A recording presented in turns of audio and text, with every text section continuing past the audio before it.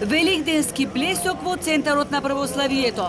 Во 7 милениумскиот град кој што секогаш знаел ширум да ги отвори портите за сите оние кои што сакаат веста за Христовото воскресение да ја дочекаат тука, годинава за разлика од лани повторно има живост. На Охрид му се восхитуваат бројни туристи од соседството, како и странци, кои знаат да ги впијат убавините на тивкиот спокоен Охрид. Поголемите хотели бележат половична исполнетост, но помалите и приватните капацитети се полни. We have been here several times. We like Ohrid and the environment. Неколку пати сме дошле во Охрид бидејќи ни е убаво и секогаш поминуваме убави мигови тука, а и блиску е до Солун. Бевме и во црква и вечерва ќе одиме пак, како што е ред. Охрид от крај време не харесва. Винаги е бил много гостоприемен град, специално за нас българите. Срцата ви се отворени, има какво... Охрид за нас бугарите секогаш бил гостопримлив. Срцата ви се отворени и затоа секогаш му се навраќаме. Одлучили смо, ali smo je dočekali da može da se negde ide, tako da... Едвам дочекавме да може да се патува. Ние сме од Белград и прв пат сме овде. Се гледаме вечер во црква. Ние сме овдека секоја година. Охрид ни е нас, како да кажеме, единствено место кај што може да дојдеме да ете така да се опуштиме и да ги пречекаме празниците.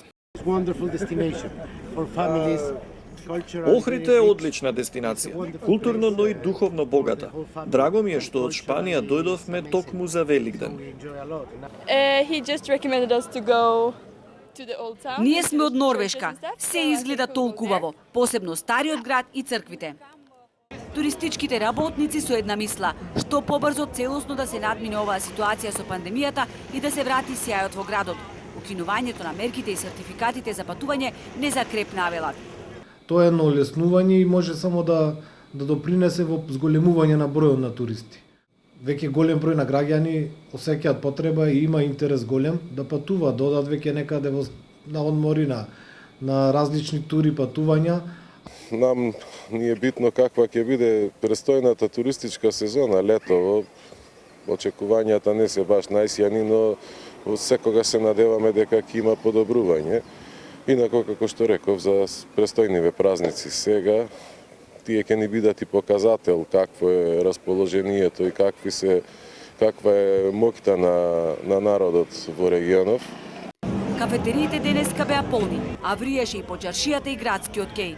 Инаку Божите храмови ги отворија ширум портите за верниците, кои од раните утрински часови доаѓаат да запалат свеќе за подобро утре. Гостите вечерва во бројните храмови ќе исчекуваат свештените лица да ја соопштат радосната вест за воскресението Христово.